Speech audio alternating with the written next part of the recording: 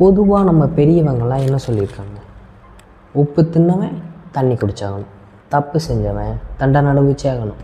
ஆனால் இங்கே ஒருத்தர் கிட்டத்தட்ட 37 கொலை பண்ணிட்டு இன்ன தேதி வரைய போலீஸ் கையில் மாட்டலை. அது யாருன்னு தெரியல. அப்படி அதில் என்ன நடந்துச்சுங்கிறத பற்றி தான் இன்றைக்கி நம்ம வீடியோவில் பார்க்க போகிறோம். நான் உங்கள் மனோஜ்குமார். வெல்கம் டு இடி விழும் உண்மை.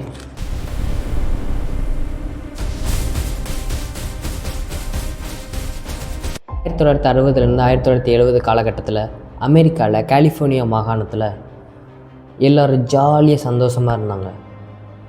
அந்த ஒரு நாள் நைட்டு வர்ற வரையும்.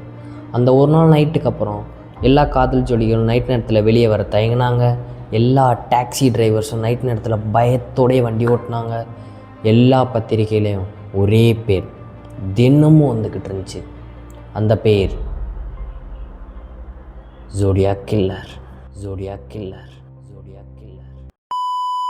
டிசம்பர் 20 1968 லேக் ஹெர்மன் ரோட் அப்படிங்கிற இடத்துல காரை நிப்பாட்டிட்டு 17 வயசான டேவிட்டும் 16 வயசான பெட்டியும் உட்காந்து பேசிக்கிட்டு இருந்திருக்காங்க. அந்த டைமில் அவங்க காருக்கு பின்னாடி ஒரு கார் வந்து நிற்கிது. அதுலேருந்து ஒருத்தர் இறங்குறாரு கன்னோட. வந்தவர் கொஞ்சம் கூட யோசிக்காமல் டேவிட்டை சுட்டுறாரு. இதை பார்த்து பெட்டி பயந்து வேகமாக கதவை திறந்துட்டு ஓட ட்ரை பண்ணியிருக்காங்க. ஆனாலும் அவர் பின்னாடி கூட சுட்டு 2 பேரையும் கொன்றுறாரு. மறுநாள் போலீஸ் வந்து விசாரிக்கிறாங்க. இது நார்மலான கொலையாக தான் இருக்கும் அப்படின்னு சொல்லி அவங்க அப்படியே அசால்ட்டாக விட்டுறாங்க. ஆனால் அப்போ அவங்களுக்கு தெரியாது இது வேறு ஆரம்பம் தான். இது நடந்து கரெக்டாக 6 மாதம் கழிச்சு ஜூலை 4 1969 ப்ளூ ராக் ஸ்ப்ரிங் அப்படிங்கிற இடத்துல 22 வயசான ஃபரைனும் 19 வயசான மைக்கிளும் அதே மாதிரி காரில் உட்காந்து பேசிக்கிட்டு இருந்திருக்காங்க. அந்த டைமில் இருட்டிலேருந்து ஒருத்தர் வந்திருக்காரு அதே மாதிரி கண்ணோட. வந்தவர் 2 பேரையும் சுட்டுட்டு கிளம்பிடுறாரு. ஒரு அரை மணி நேரம் கழித்து போலீஸ்க்கு கால் வருது. அந்த காலில் ப்ளூ ராக் ஸ்ப்ரிங் அப்படிங்கிற இடத்துல காரில் 2 பேர் சுடப்பட்டிருக்காங்க அப்படின்னு சொல்கிறாங்க. சரி, ஓகே, நாங்கள் வேகமாக கிளம்பி வரோன்னு சொல்லிட்டு இது பண்ணுறாங்க. அப்போ எப்பவும் தற்செயலாக கேட்குற மாதிரி நீங்கள் யார் அப்படின்னு கேட்டதுக்கு அவங்கள சுட்டதே நான் தான் அப்படின்னு சொல்லியிருக்காரு.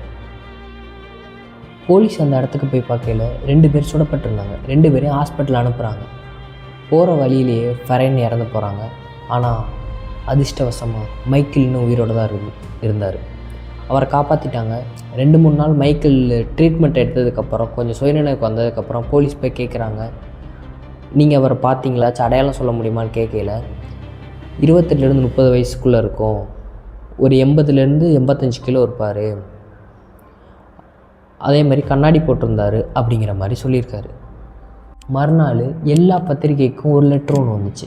அந்த லெட்டரில் என்ன இருந்துச்சுன்னா, நான் ஜோடியாக் பேசுகிறேன், நேற்று நடந்த கொலையை நான் தான் பண்ணேன், நேற்று நடந்தது மட்டும் இல்லை 6 மாதத்துக்கு முன்னாடி நடந்த கொலையும் நான் தான் பண்ணேன் அப்படின்னு சொல்லிவிட்டு அதில் எங்கெங்கே சுட்டிருந்தான், எப்படி சுட்டிருந்தாங்க போலீஸ்க்கு மட்டுமே தெரிஞ்ச ரகசியமான நுணுக்கமான விஷயங்களை அந்த லெட்டரில் எழுதியிருந்தான். அதை வச்சு தான் அவங்க நம்பவே ஆரம்பித்தாங்க. அதுவும் இல்லாமல் அந்த லெட்டருக்கு கீழே 360 எழுத்து கொண்ட ஒரு ரகசிய வார்த்தையை எழுதி, இதை நீங்கள் பிரிண்ட் பண்ணலான்னா இந்த கொலை தொடர்ந்துக்கிட்டே இருக்கும், இந்த கோடை உடைச்சா நான் யாருன்னு உங்களுக்கு தெரியும் அப்படின்னு சொல்லி அந்த லெட்டரில் போட்டிருந்துச்சு. பத்திரிகையில் அப்படி பிரிண்ட் பண்ண அந்த கோடை ஒரு செகண்டரி ஸ்கூல் டீச்சர் கிராக் பண்ணுறாரு. அப்படி ஒரு டீகோட் பண்ணி அதை வாசித்து பார்த்தோன்னே அதிர்ந்து போகிறாரு. அப்படி அதில் என்ன இருந்துச்சுன்னா, எனக்கு மனுஷங்களை கொல்றதுனா ரொம்ப பிடிக்கும், பொதுவாக காட்டிலலாம் வேட்டையாடுவாங்கள்ல, விலங்குகளை வேட்டையாடக்கூடாது, மனுஷங்களை தான் வேட்டையாடணும் அப்படிங்கிற மாதிரி போட்டிருந்தார்.